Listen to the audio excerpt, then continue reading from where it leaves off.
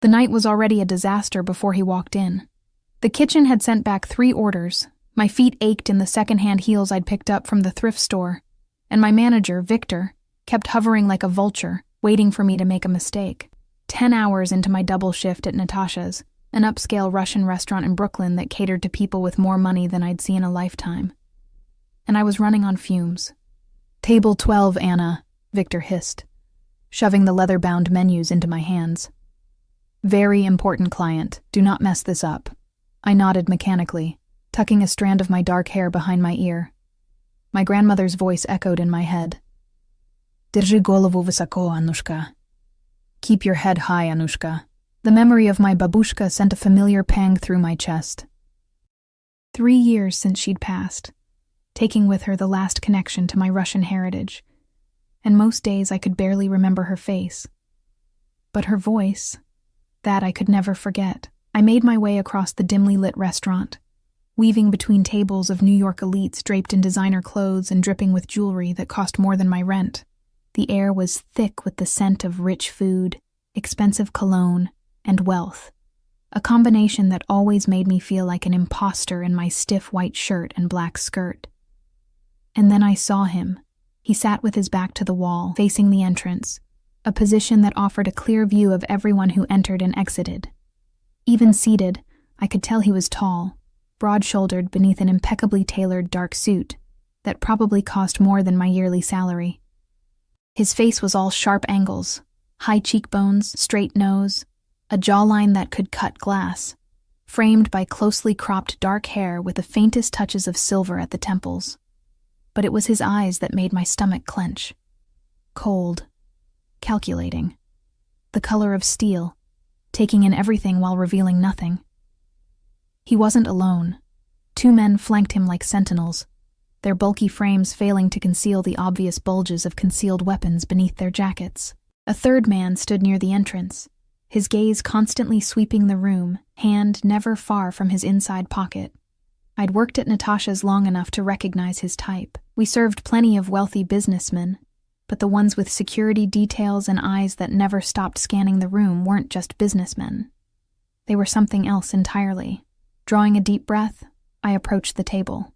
"Good evening, gentlemen. Welcome to Natasha's. My name is Anna, and I'll be your server tonight." The practiced words fell from my lips with rehearsed ease. "May I start you with some drinks?" The 2 men flanking him didn't acknowledge me, their eyes continuing to scan the room, but he looked up, his gaze sliding over me with clinical detachment, as if assessing a piece of furniture. "Vodka," he said simply, his voice deep and smooth with the faintest trace of an accent. "Beluga Gold Line, chilled, no ice." I nodded, turning my attention to the others, but he cut me off with a flick of his hand. "Just for me. They don't drink on duty." "Of course, sir.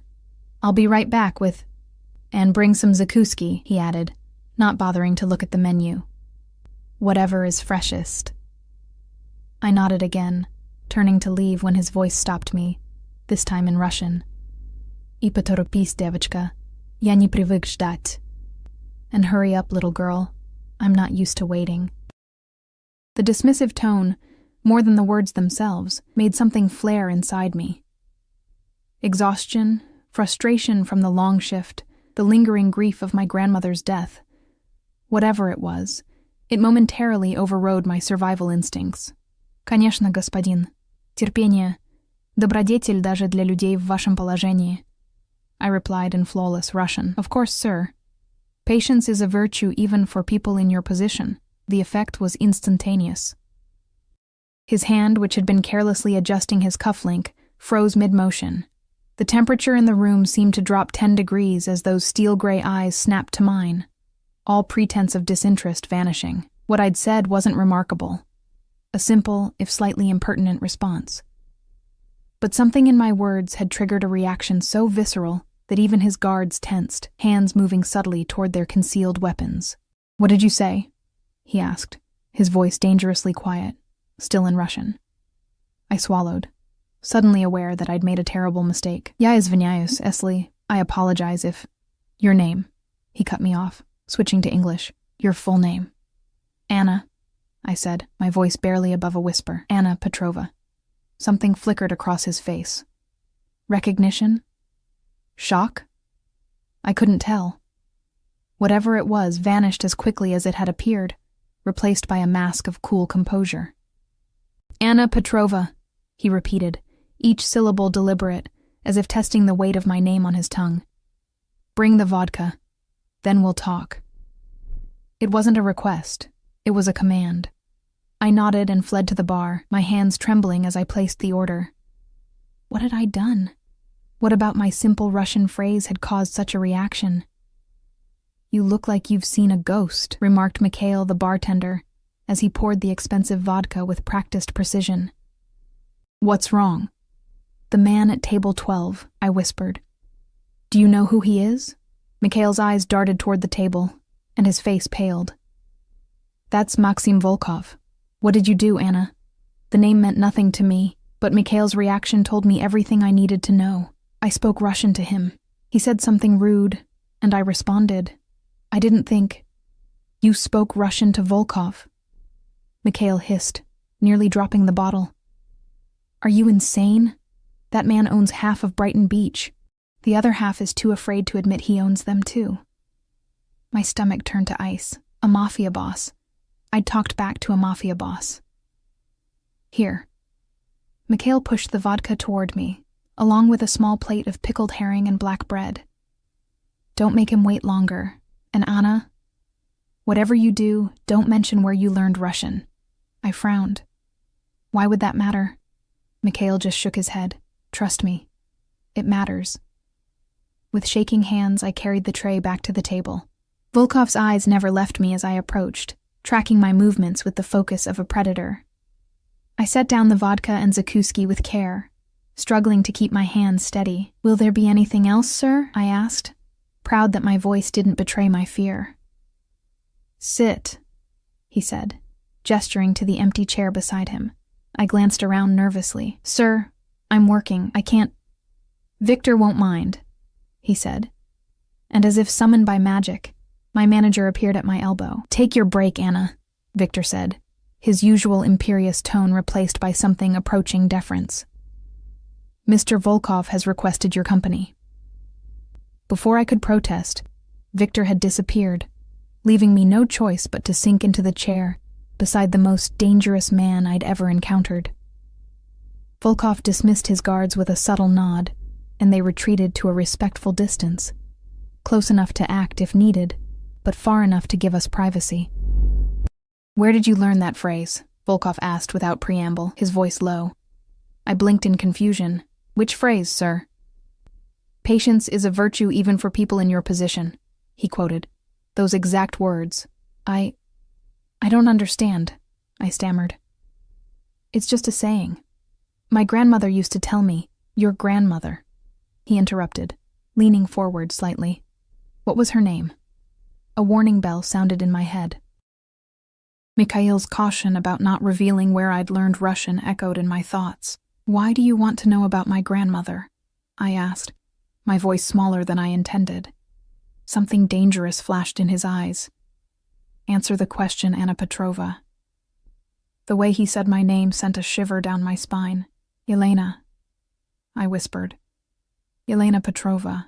She died 3 years ago. Volkov went still, his expression unreadable. He reached for the vodka, downed it in one smooth motion, then set the glass down with deliberate care. Yelena Petrova from Odessa? My breath caught. Yes, how did you... And your mother? What was her name? My confusion deepened. Katya. She died when I was a baby. I never knew her. He closed his eyes briefly, and when he opened them, there was something new in his gaze, something that looked almost like pain. Do you know who your father is, Anna? He asked, his voice strangely gentle now. I shook my head. Grandmother said he was an American businessman who abandoned my mother when she got pregnant. I don't even know his name. Volkov reached into his jacket, a move that made his guards tense until they realized he was simply retrieving his phone. He tapped the screen a few times, then turned it toward me. The photo showed a much younger version of my grandmother, her arm around a beautiful young woman with my same dark hair and green eyes, my mother. I'd seen the picture before, one of the few my grandmother had kept. But what I hadn't seen was the third person in the photo, partially cut out of the version my grandmother had shown me. A young man with dark hair and steel-gray eyes, his arm protectively wrapped around my mother's waist. "That's my mother," I whispered, then looked up at Volkov in confusion. "But how do you have this picture? Who is that man?" Volkov put the phone away, his movements careful, controlled. "That phrase you repeated, about patience being a virtue. It wasn't just something your grandmother said. It was a code phrase, used between your grandmother and me, many years ago." "I don't understand." "No, you wouldn't." He studied me for a long moment. "Your mother and I, we were to be married. But there were complications, people who wanted me dead, people who would hurt anyone close to me." My heart began to race as the implications of his words sank in. "I sent Katya away to protect her. Yelena, your grandmother, arranged everything. New identities, new lives in America." His jaw tightened. "I was told there was an accident, that both Katya and her child, you, had died." The restaurant around us faded away as the ground seemed to shift beneath my feet. "What are you saying?" "I'm saying, Anna Petrovna," he replied, his voice barely audible, "that the American businessman your grandmother told you about doesn't exist. Your father didn't abandon you."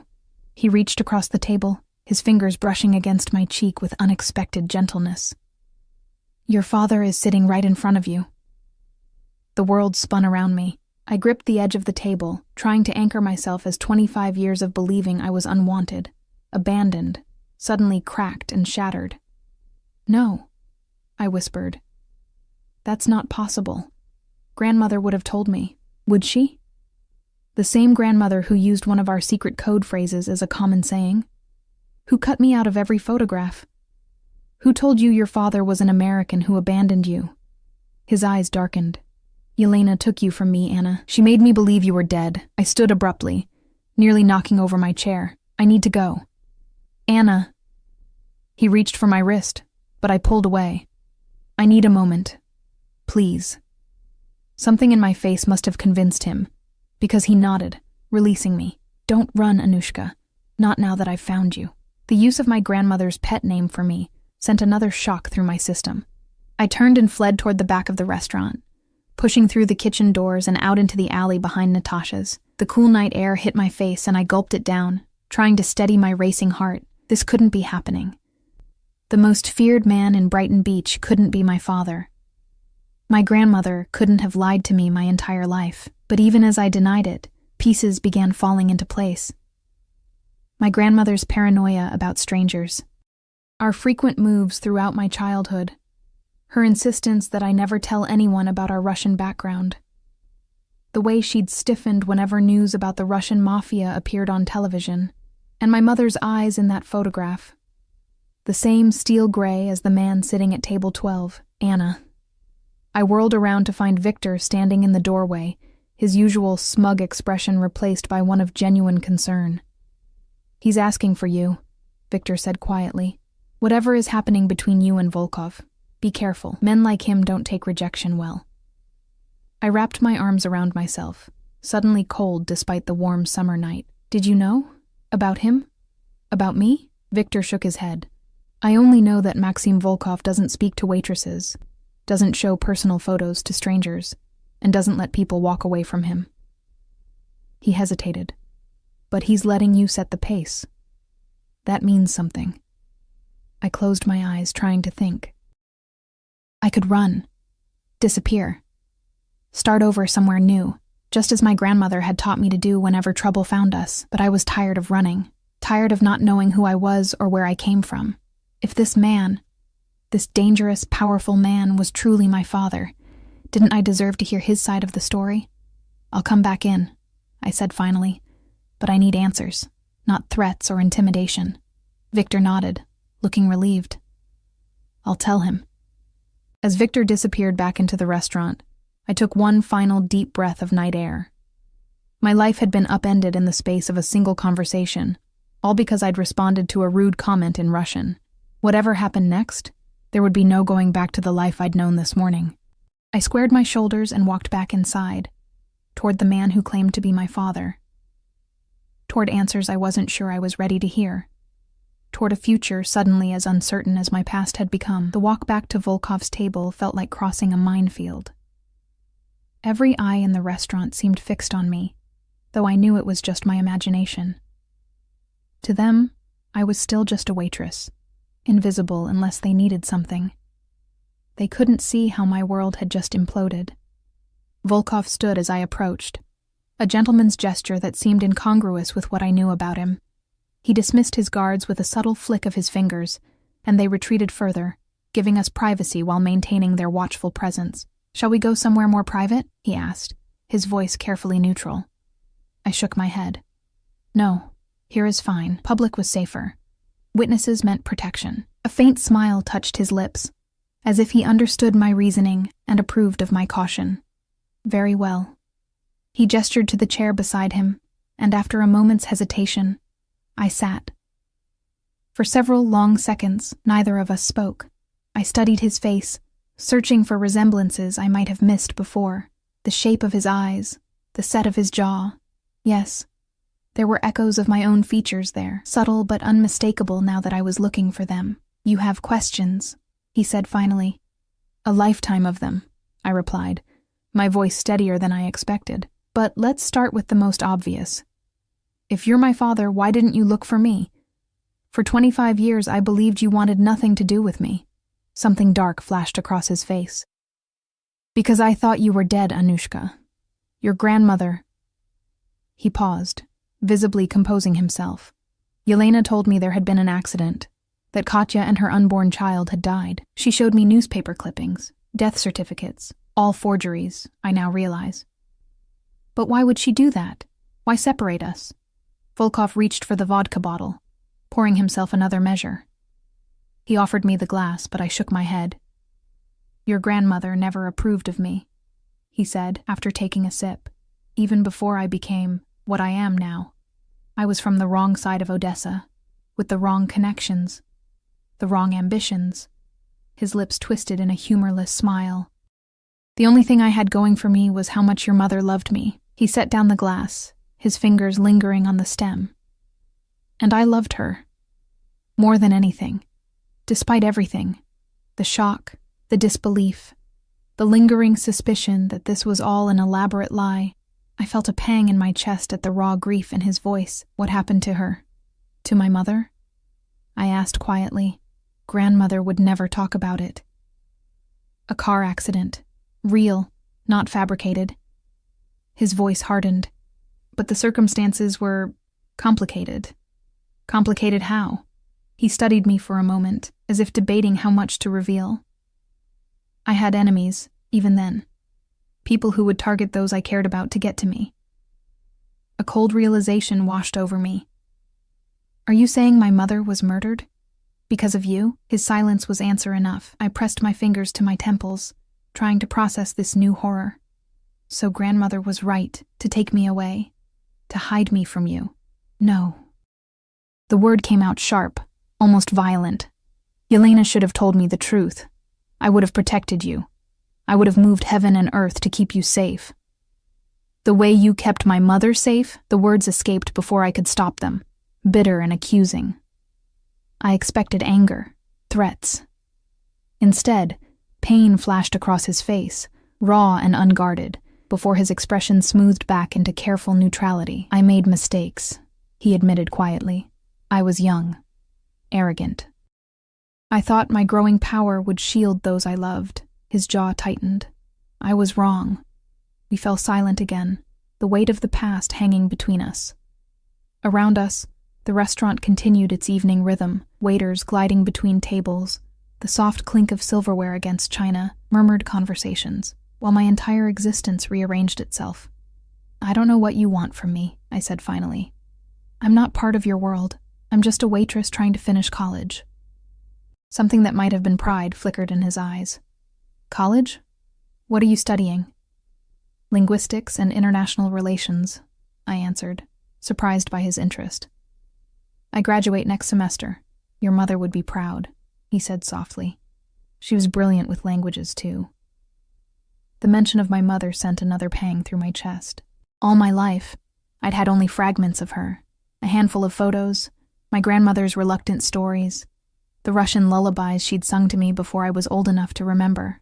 I have her diaries, Volkov said, as if reading my thoughts. Letters she wrote. Photos. Things I've kept safe all these years.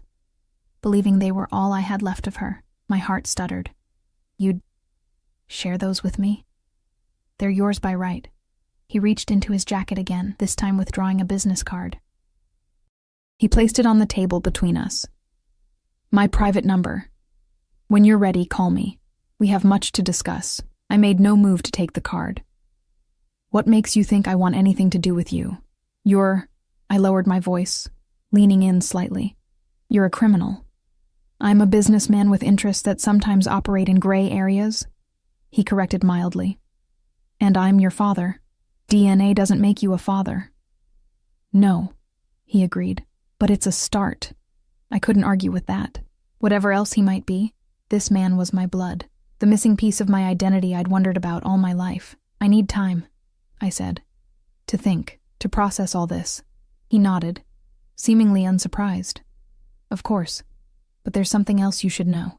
His expression grew serious. Once word gets out about who you are, and it will, your life will change. A chill ran down my spine. What do you mean? My enemies will see you as leverage, a way to get to me. His voice remained calm, but his eyes had hardened. You'll need protection. I don't want protection. I want my normal life back. That's no longer an option, Anushka.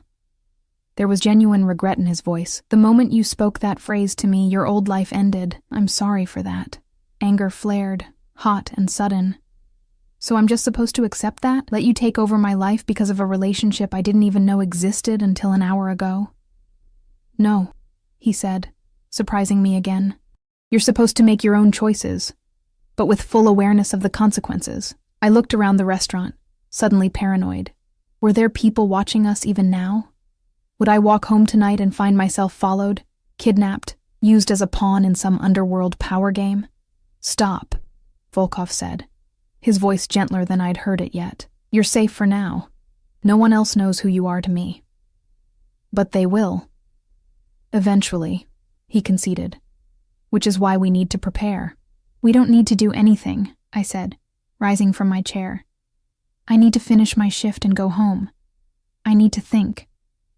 He made no move to stop me, but his voice followed as I turned to leave. The card, Anna. Reluctantly, I took it, slipping it into my pocket. And Anna, he added, his tone making me pause. Don't go to your apartment tonight. I turned back, alarm rising. Why not? Precaution, he said simply. Stay with a friend, somewhere unexpected. You're scaring me. Good. Fear will keep you vigilant. He stood, straightening his already immaculate suit. I'll be in touch tomorrow. With that, he placed several $100 bills on the table, an outrageous tip for a glass of vodka and a plate of zakuski, and walked toward the exit, his security detail falling into formation around him. I watched him go. This stranger who was my father. This dangerous man who had upended my entire existence with a few sentences. Only when the door closed behind him did I realize I was shaking. Anna? It was Victor, hovering nearby with an anxious expression. Everything okay? I nodded mechanically, though nothing was further from the truth. Fine, I need to finish my shift. Victor's eyes darted to the table, widening at the stack of bills Volkov had left. Take the rest of the night off, he said. Whatever that was about, he gestured vaguely at where Volkov had sat. It seems more important than serving drinks. I should have argued, insisted on staying. My rent was due next week, and I needed every hour of pay I could get. But the thought of plastering on a smile and taking orders after what had just happened was unbearable. Thank you, I managed, already untying my apron. I'll make up the hours tomorrow. Victor nodded, though we both knew tomorrow might bring changes neither of us could imagine. I changed quickly in the staff room, trading my waitress uniform for jeans and a worn NYU sweatshirt. As I shouldered my bag and headed for the rear exit, my fingers brushed against the hard edge of Volkov's business card in my pocket. The night air had cooled, and I pulled my jacket tighter as I stepped onto the quiet Brooklyn street. Don't go to your apartment tonight, Volkov's warning echoed in my mind, sending fresh adrenaline coursing through me. Was it a genuine concern for my safety or a manipulation tactic? I had no way of knowing. I pulled out my phone, scrolling through contacts. Who could I stay with on such short notice? And what would I tell them? Sorry to bother you, but I just found out my father is a Russian Mafia boss, and now I might be in danger. I settled on May, my roommate from sophomore year. She worked nights at a hospital in Manhattan, which meant her place would be empty, and she'd always told me I could crash on her couch any time. A text and a quick subway ride later, I was letting myself into May's small Queens apartment with the spare key she kept above her doorframe. The familiar scent of her jasmine incense greeted me, and some of the tension eased from my shoulders. I was safe here. Anonymous. I collapsed onto her couch, exhaustion crashing over me in waves. The events of the night played on loop in my mind, fragments of conversation swirling like debris in a storm. Your father is sitting right in front of you.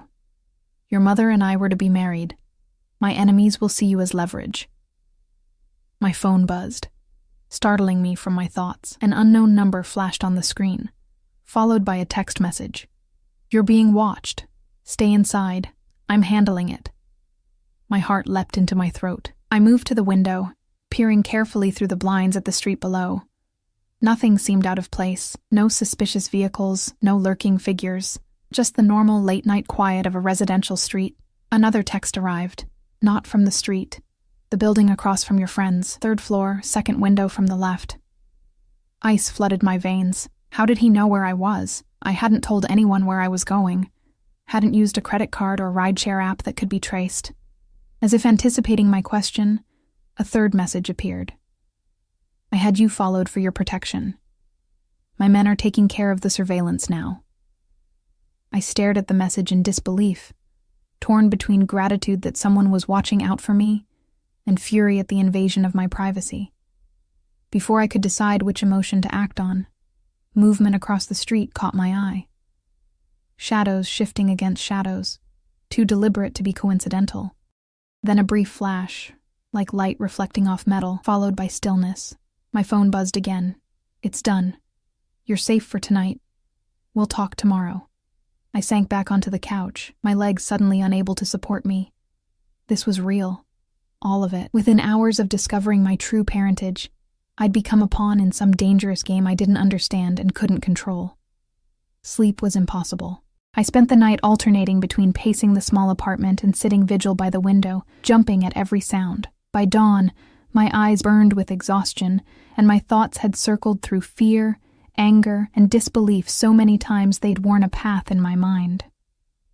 As the first light of morning filtered through the blinds, my phone buzzed with another text from the unknown number, from Volkov.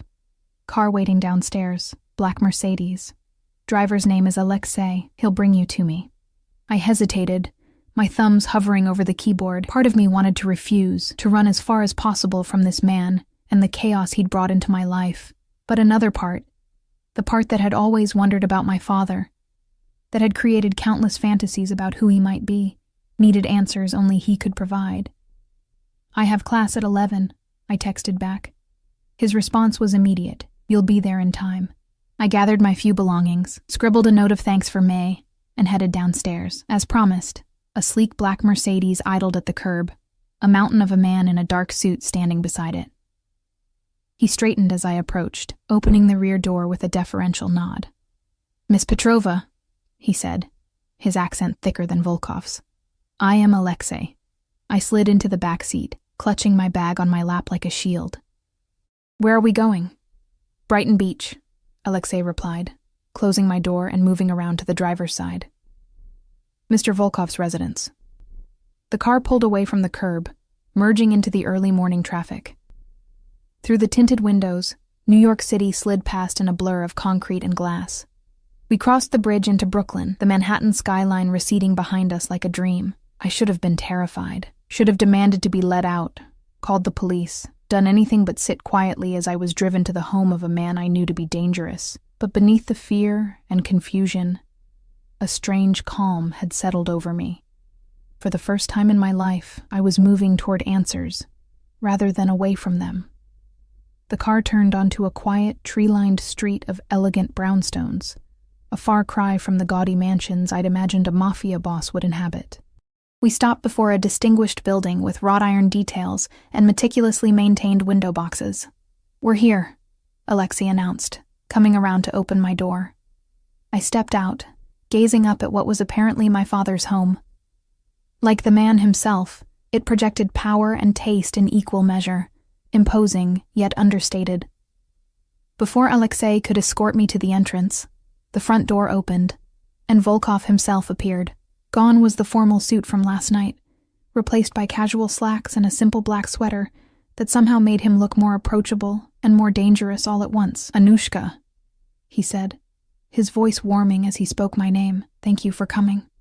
I nodded, not trusting myself to speak. Now that I was here, the reality of the situation hit me with full force. I was about to step into the home, into the world, of a man whose very existence had been kept secret from me my entire life. "Please," he said, gesturing toward the open door. "We have much to discuss." Taking a deep breath, I crossed the threshold, leaving behind the last remnants of my old life and stepping into a new reality I couldn't begin to comprehend. Inside, the house was a study in restrained elegance. Hardwood floors covered with antique rugs, walls adorned with what looked like original artwork, furnishings that whispered old money rather than shouted new wealth. "This way," Volkov said, leading me through a formal living room into a sun-filled kitchen at the back of the house. To my surprise, the space was warm and inviting, with copper pots hanging from a rack and fresh flowers on the center island. "Tea?" he offered, moving with unexpected domesticity to fill a kettle. "Please," I replied, settling onto one of the stools at the island. As he prepared the tea with practiced motions, I studied him more openly than I'd dared the night before. In the morning light, the resemblance between us was even more apparent. The same high cheekbones, the same slight furrow between our brows when concentrating. "You're staring," he observed without looking up. "I'm trying to reconcile the dangerous man I've heard about with this." I gestured vaguely at him and the domestic scene. He smiled faintly as he set a steaming cup before me. "We all contain multitudes, Anushka." He took the stool across from me. "Even Russian Mafia bosses." "Is that what you are? Officially?" "Officially, I'm a businessman with interests in real estate, imports, and hospitality." His smile turned wry. "Unofficially, let's just say I maintain order in certain communities that don't trust the conventional authorities." "You're a criminal," I said bluntly. "By some definitions, yes." He sipped his tea, unruffled by my accusation. "By others, I'm a necessary alternative to a system that has never served our people well." I wanted to argue, to reject his self-justification, but I wasn't here to debate the morality of organized crime. I was here for answers. "You said my mother died in a car accident," I began. "What really happened?" Volkov set down his cup, his expression grave. "Are you sure you want to know this now? I've spent 25 years not knowing. I'm done with secrets." He nodded slowly. "Very well. But remember, you asked."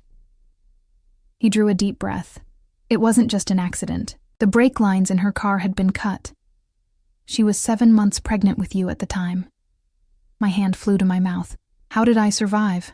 A miracle. The doctors performed an emergency C-section. You were premature, fragile. His voice roughened. "Yelena told me neither of you had made it."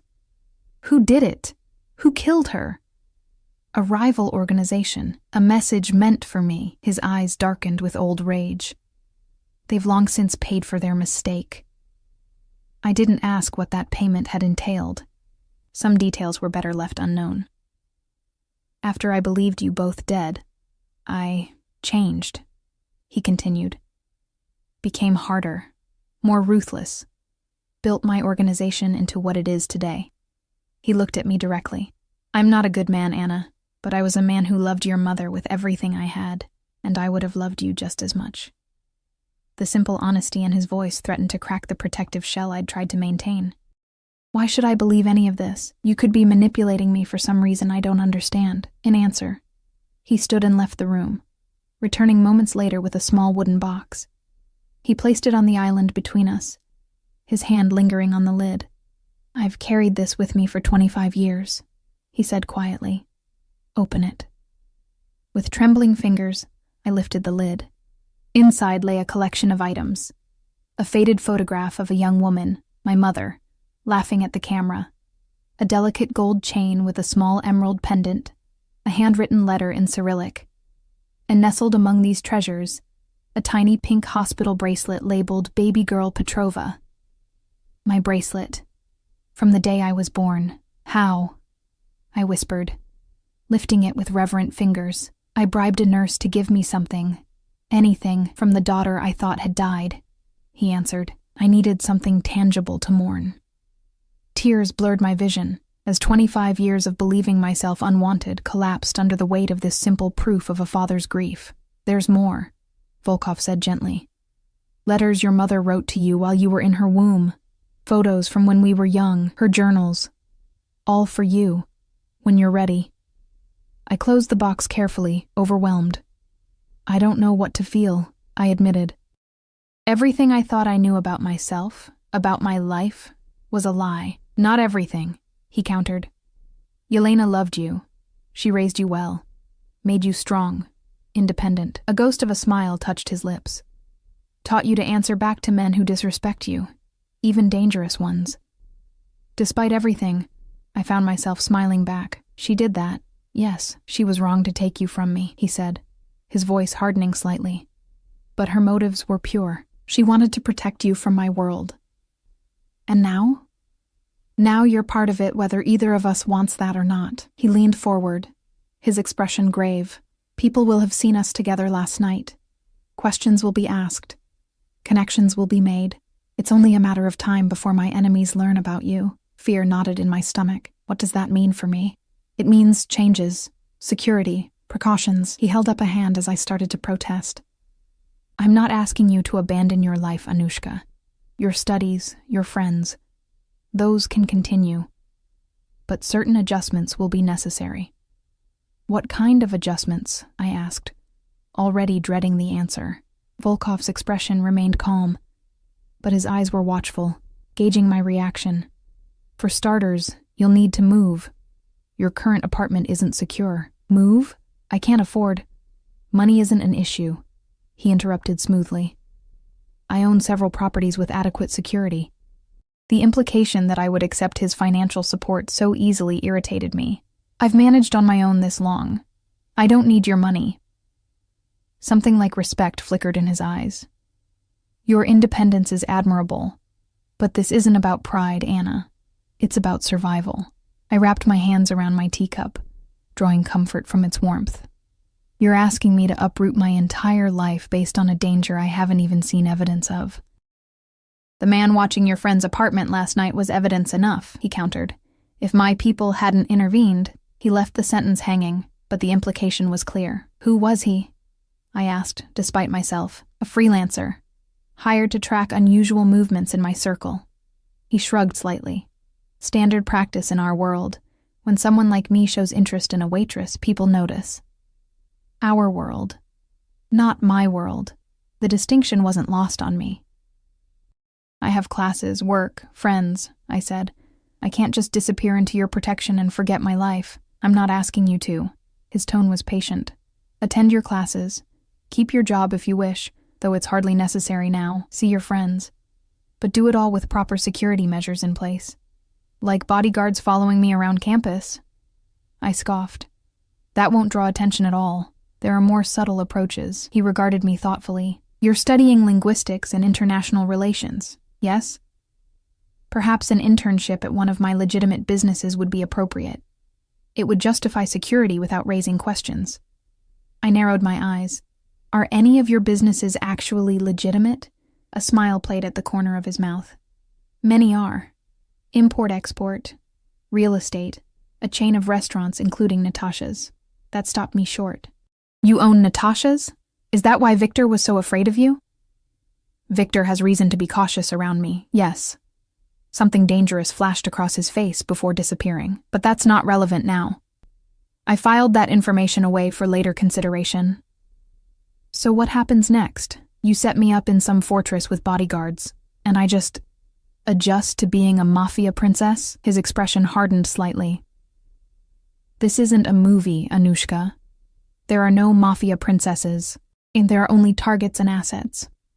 Right now, you're potentially both. The bluntness of his assessment sent a chill through me. This wasn't a game or a fantasy. The danger was real. I need time, I said, to process all of this, to decide what I want. Volkov nodded, as if he'd expected this response. Of course, but while you're deciding, allow me to implement basic security measures. He rose from his stool, moving to a nearby drawer to retrieve a small box.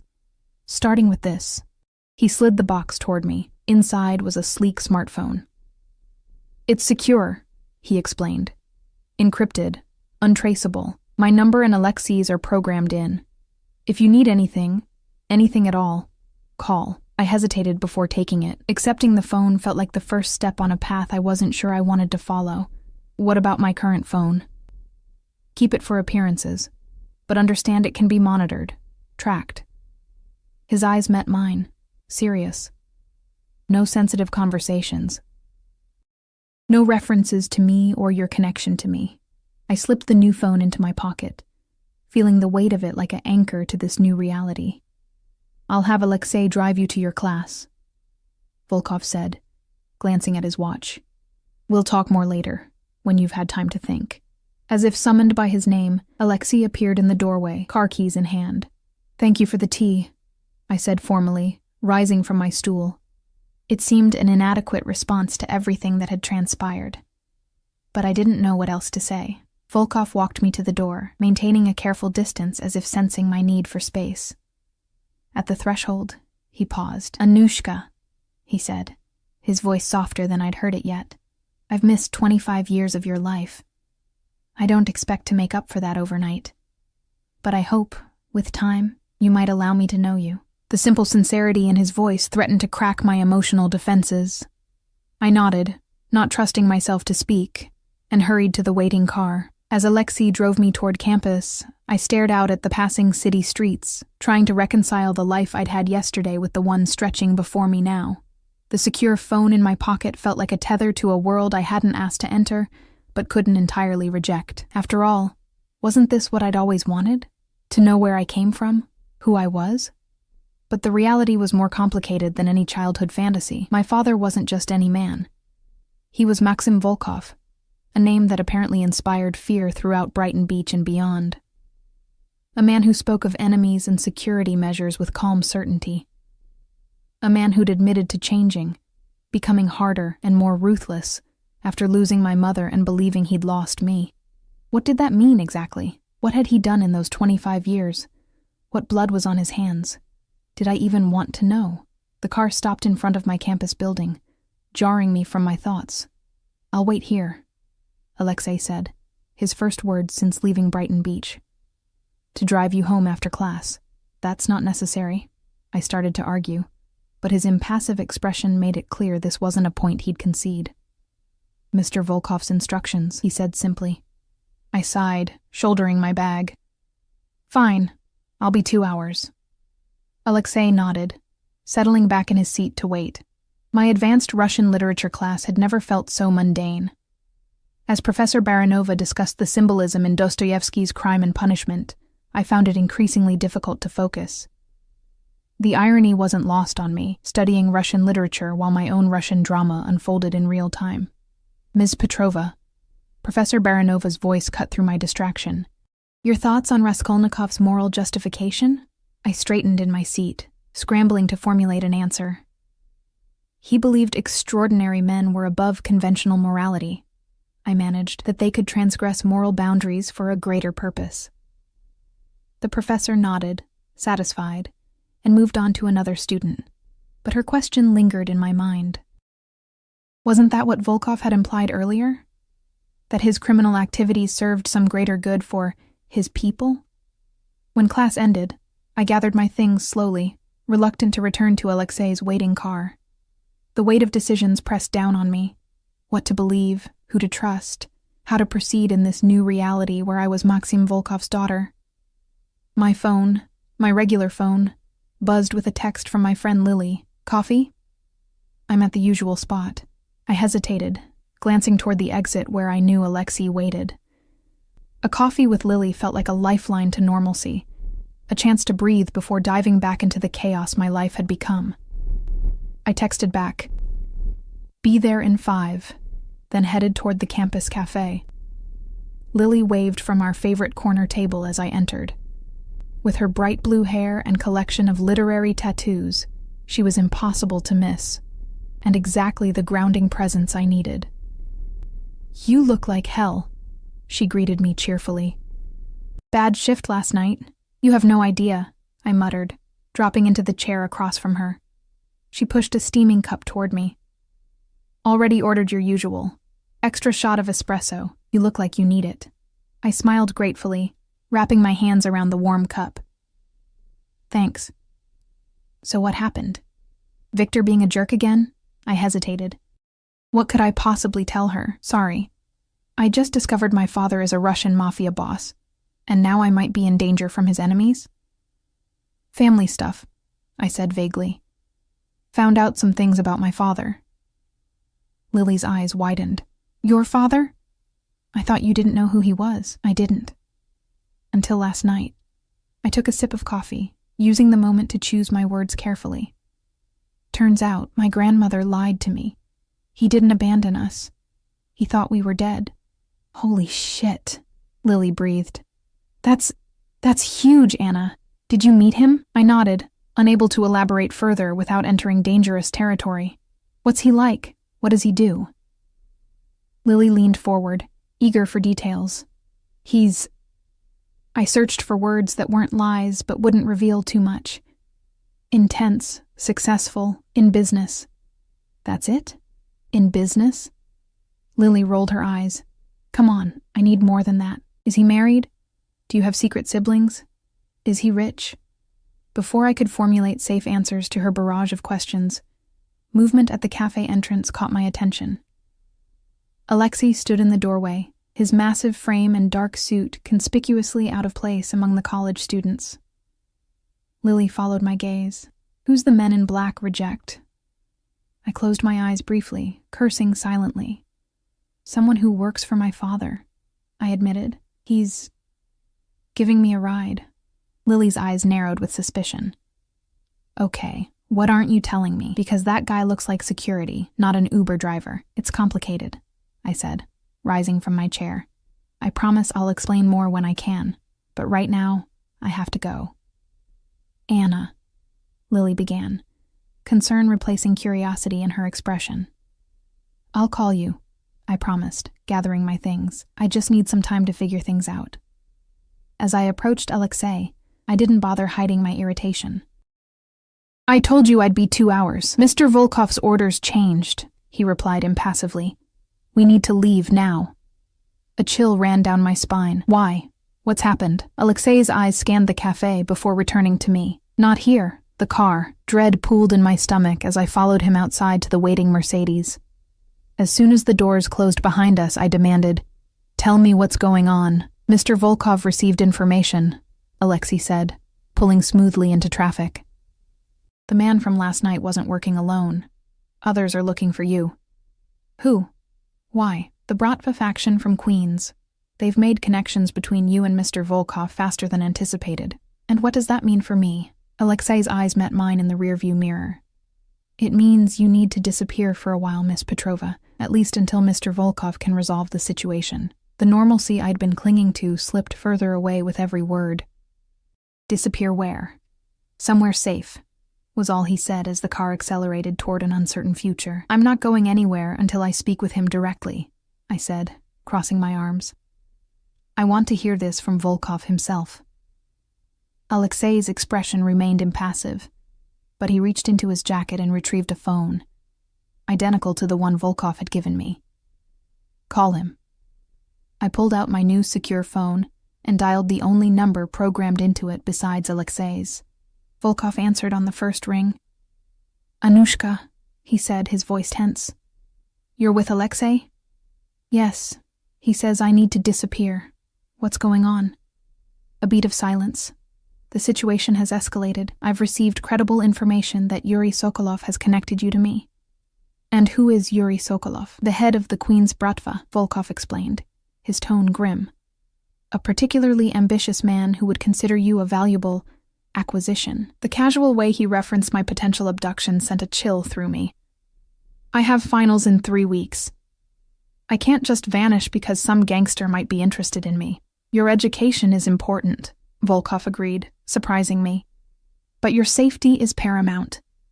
I have a property upstate, isolated, secure. You can continue your studies remotely while I resolve this situation. And how long will that take? A few weeks, perhaps a month.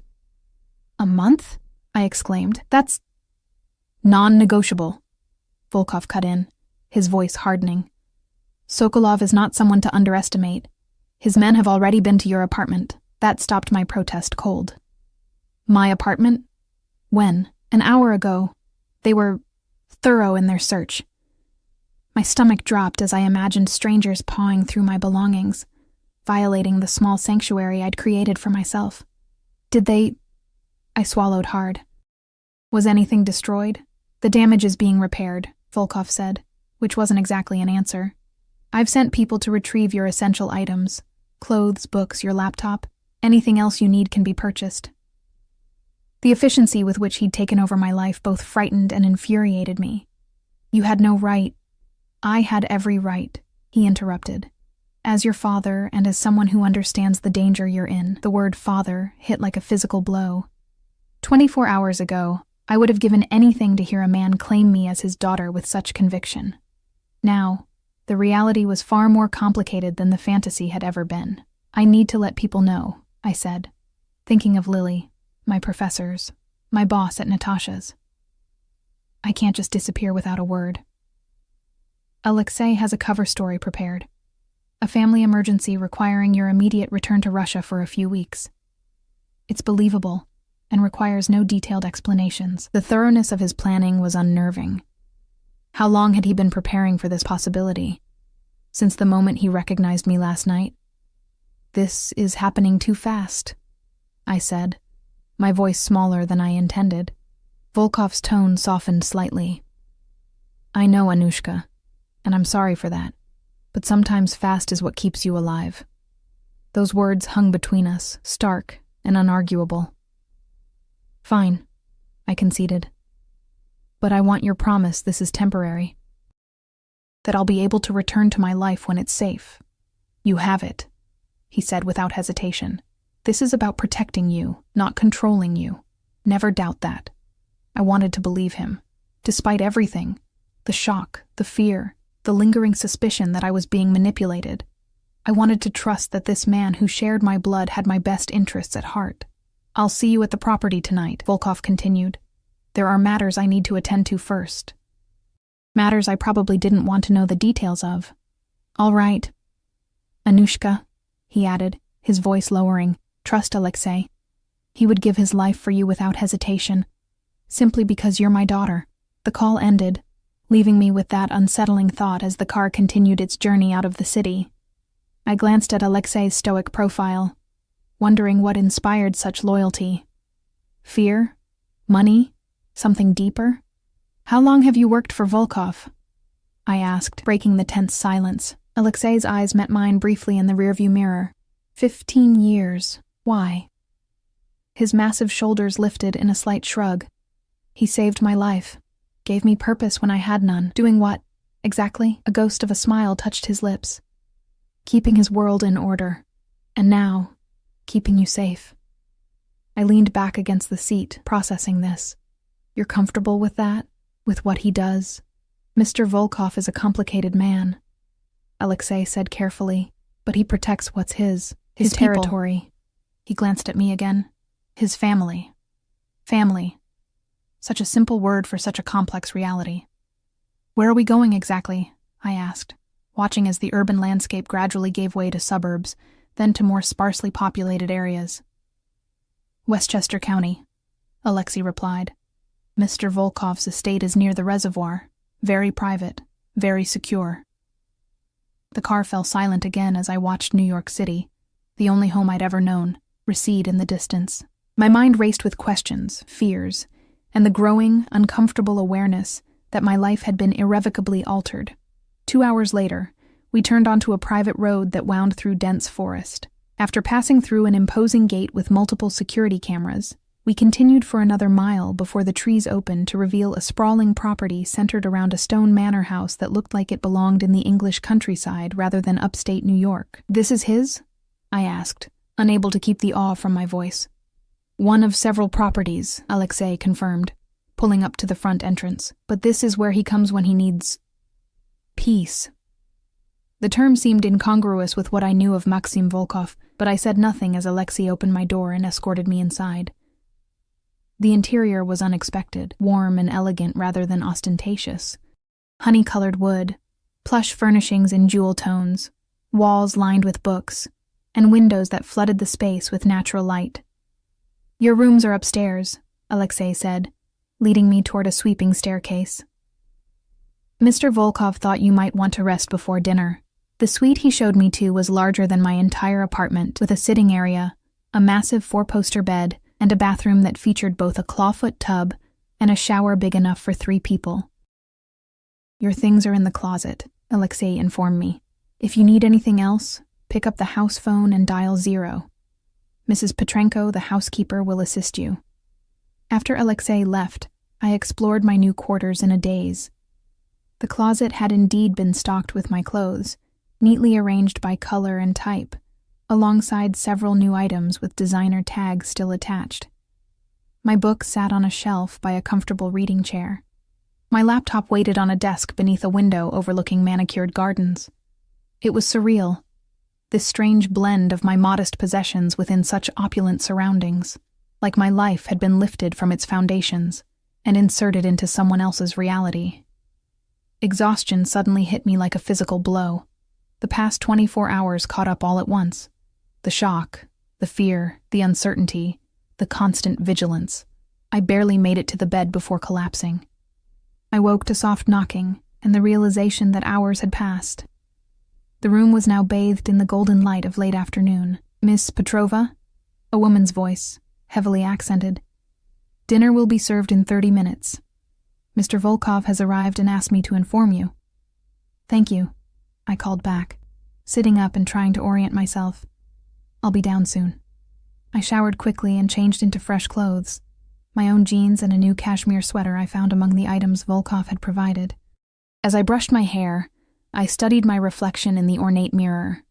Same green eyes, same dark hair, same face I'd known all my life. And yet, everything had changed. I was still Anna Petrova, waitress and linguistics student. But now I was also the daughter of Maxim Volkov, a man powerful and dangerous enough to uproot my entire existence within hours of discovering my identity. The question was, who would I be by the time this temporary situation resolved? I made my way downstairs, following the scent of food to a dining room where Volkov waited, rising as I entered. He'd changed since our morning meeting, now dressed in a simple button-down shirt and slacks that somehow made him look more approachable. "Anushka," he greeted me. "I hope you found everything comfortable." "It's all very nice," I said inadequately. But still a gilded cage. Something like approval flickered in his eyes. "You have your grandmother's directness. Please sit." A woman, presumably Mrs. Petrenko, appeared with steaming dishes: borscht, beef stroganoff, roasted vegetables. The familiar aromas transported me instantly to my grandmother's small kitchen, bringing an unexpected lump to my throat. "Your grandmother's recipes," Volkov explained, noting my reaction. "I had them recreated for you." The gesture was unexpectedly thoughtful and effective. It breached a small part of my defensive wall. "Thank you," I said softly. We ate in silence for a few moments before I gathered the courage to ask the question that had been plaguing me since our phone call. "What happens now? With Sokolov and everything?" Volkov set down his fork, his expression turning serious. "Now I send a message that you are under my protection, that any move against you will be considered a direct attack on me, with all the consequences that entails." "And what does that mean exactly?" I pressed. "What consequences?" His eyes met mine, unflinching. Are you sure you want that answer, Anushka? I need to understand what I'm part of, I insisted. No more lies, no more half-truths. Volkov studied me for a long moment, then nodded. Very well. In our world, threats must be backed by action. Sokolov needs to understand that pursuing you would cost more than he's willing to pay. You're going to kill him, I said flatly. Not if a less permanent solution presents itself, he replied, his tone almost casual. But I will do whatever is necessary to ensure your safety. The matter-of-fact way he discussed potential murder sent a chill through me. This was the reality of my father's world. Life and death decisions made over dinner, as casually as others might discuss business strategies. I don't want anyone dying because of me, I said, then hope Sokolov is intelligent enough to heed my warning. Volkov's expression softened slightly. This is not the introduction to fatherhood I would have chosen, Anushka, but know that everything I do now, I do to protect you. I looked away, unable to meet his gaze.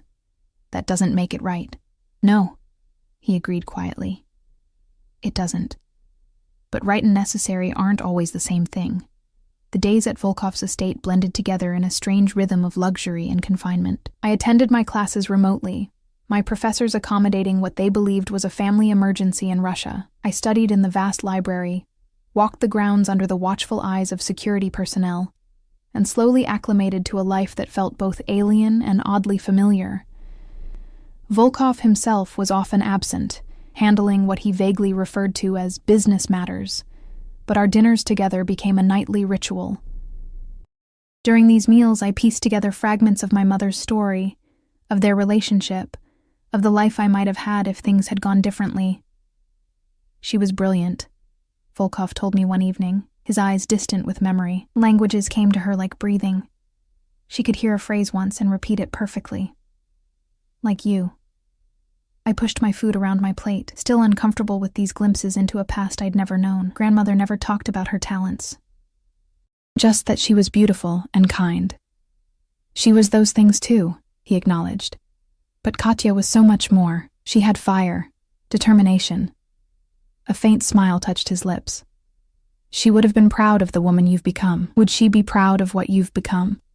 I asked, the question escaping before I could reconsider. Volkov didn't flinch at the implied criticism. Perhaps not all of it, he conceded.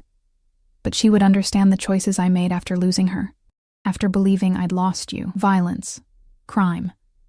That's what you chose. I chose power, he corrected. Because powerlessness cost me everything I loved. I had no response to that. How could I judge the path grief had led him down when I'd never experienced a loss so profound? On the 7th day of my exile, I was curled in a window seat in the library, translating Russian poetry for an assignment, when Alexei appeared in the doorway. Miss Petrova, he said, his usual stoic expression tinged with something I couldn't identify. Mr. Volkov requests your presence in his study. The formality in his tone alarmed me. Is something wrong? It's not my place to say, he replied, which was answer enough. I followed him through the manor's winding corridors to Volkov's private study, a room I'd not yet been invited to enter. Alexei knocked once, then opened the door without waiting for a response. Volkov stood by the window, his back to the door, phone pressed to his ear. He spoke rapidly in Russian, his tone carrying an edge I hadn't heard before. Even without understanding his words, the tension in his shoulders told me something significant had happened. He ended the call as I entered, turning to face me. A bruise darkened his left cheekbone, and a cut bisected his eyebrow. Whatever business he'd been handling had clearly turned physical. You're hurt, I said, surprising myself with how much the sight disturbed me. It's nothing, he dismissed, gesturing to a chair across from his desk. Please, sit. I did as he asked, noting the subtle wince as he lowered himself into his own chair. What happened? Is it Sokolov? The situation with Sokolov has been addressed, Volkov said carefully. That's not why I asked you here. Then what? I received a call from your friend Lily this morning, he interrupted. On my private line. My blood ran cold. What? How did she? Apparently, she copied my number from your phone when you weren't looking. Resourceful girl. There was a note of reluctant admiration in his voice. She's been investigating me, us, making connections. Panic flared. Is she in danger? Did you— She's fine, Volkov assured me quickly. I have no intention of harming your friend. But her curiosity poses a risk, to her, to you, to our arrangement. I slumped in relief, then tensed again as his words sank in. What did she say? She demanded to know what I'd done with you. Threatened to go to the police if I didn't produce you within 24 hours. His lips quirked in what might have been amusement. She's loyal. I respect that. Lily's just worried about me, I said defensively. I disappeared without much explanation. Which is why you need to speak with her, Volkov said. Reassure her. In person. I straightened, surprised by this unexpected concession. You're letting me go back to the city? Briefly, under controlled conditions. He leaned forward, wincing again. The situation with Sokolov has been contained, but not eliminated. Caution is still warranted. I wanted to press for details on what contained meant, but the prospect of returning to some semblance of normalcy, even temporarily, took precedence. When can I go? Tomorrow. Alexei will drive you. Volkov's expression turned serious. But Anna, this is not a return to your old life, not yet. You'll meet your friend, assure her of your well-being, and return here. Is that clear? I bristled at the command but nodded. And my classes? My apartment? We'll discuss more permanent arrangements after assessing the security situation, he said, which wasn't really an answer, one step at a time. I rose to leave, then hesitated, looking back at his injured face. What really happened with Sokolov? Volkov met my gaze steadily. Are you certain you want to know? I considered the question carefully. Did I want the truth, with all its likely violence and moral ambiguity? Or was ignorance preferable? Yes, I decided. No more secrets. He gestured for me to sit again. Very well. Sokolov refused to acknowledge my request for restraint regarding you. He saw you as leverage against me. His jaw tightened. A mistake he won't repeat. Did you kill him? I asked bluntly. No, Volkov replied. But I made it clear that his life, and the lives of those he values, exist only at my discretion. He touched the cut above his eye. He argued, forcefully, before accepting the new reality. I absorbed this, trying to reconcile the cultured man who discussed Russian poetry over dinner with the one who could threaten a rival's family without hesitation. How can you live like this? I asked quietly, with violence always a breath away. Something vulnerable flickered across his face. It's the only life I've known since losing your mother.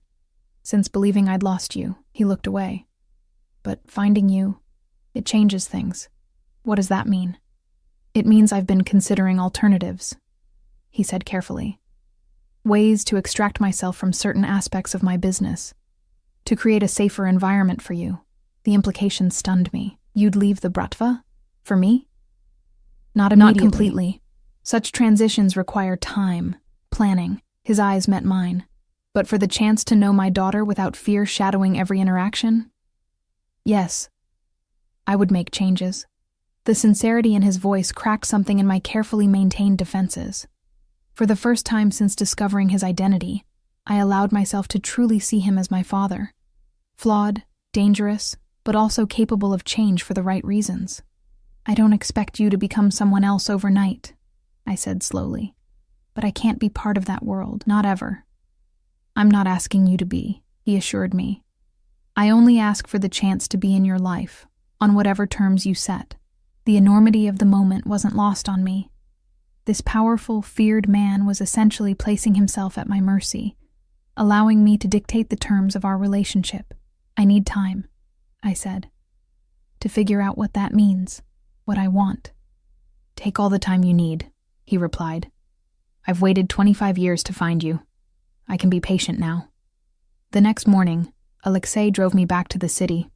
The trip felt like emerging from a dream. The familiar skyline materializing through the car windows brought both relief and disorientation. We met Lily at a quiet cafe in the West Village, neutral territory that Volkov's security team had swept in advance. Her eyes widened at the sight of Alexei escorting me in, then narrowed in suspicion. I knew something was weird, she said, as I slid into the seat across from her. Are you okay? Are you being held against your will? Blink twice if... I'm fine, Lily, I interrupted, smiling despite myself. It's complicated, but I'm safe. Complicated? She repeated incredulously. Anna, you disappear for a week, and when I try to find you, I discover your father is Maxim freaking Volkov, the Russian mob boss. I winced, glancing around nervously. Could you say that a little louder? I don't think everyone in Manhattan heard you. Lily leaned forward, lowering her voice. Is it true? Is he really your father? I nodded, then spent the next hour explaining everything. The encounter at Natasha's, the revelation of my parentage, the threat from Sokolov, my temporary relocation to Volkov's estate.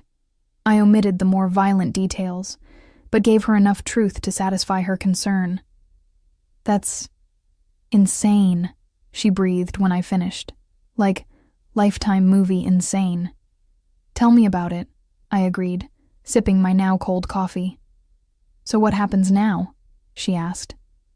Are you like the heir to a criminal empire? I laughed despite the gravity of the situation. God, no. That's not what either of us wants. I hesitated, then added, he's talking about making changes, stepping back from certain aspects of his business. Lily's eyebrows shot up. Seriously? The notorious Maxim Volkov going straight? Not exactly, I clarified, but evolving. For me. Wow. Lily sat back, processing this. That's actually kind of beautiful, in a twisted way. I smiled wryly. My life has become one big in a twisted way. We talked until Alexei discreetly checked his watch, signaling it was time to leave. As I hugged Lily goodbye, she whispered, Be careful, but also, don't waste this chance, Anna. Not everyone gets to rewrite their story this way. Her words stayed with me during the drive back to Westchester, echoing as we passed through the estate gates, and I saw Volkov waiting on the steps. He'd come home early from his business to greet me, a small but significant gesture. As I stepped from the car, our eyes met, and for the first time, I allowed myself to truly see him, not as the fearsome Maxim Volkov, but as my father. A man who had lost everything, built a dangerous life in the aftermath, and now stood ready to reshape that life for a daughter he'd just found. Welcome back, Anushka, he said simply. I climbed the steps toward him, toward a future neither of us could fully predict. I think, I said carefully, we should talk about those changes you mentioned. Something like hope flickered in his steel-gray eyes. My eyes. I'd like that. And in that moment, standing on the threshold between my old life and whatever came next, I made my choice. Not to embrace his world, but to help him find a path out of it. Not to forget the man he had been, but to encourage the man he could become. It wouldn't be easy. The shadows of his past would follow us both. There would be complications, dangers, difficult truths to face, but for the first time in my life, I wasn't facing the unknown alone. I had found my father, and somehow, against all odds, he had found a way back to the man he might have been, a man worthy of being my father. So, I said, stepping through the doorway beside him, let's begin.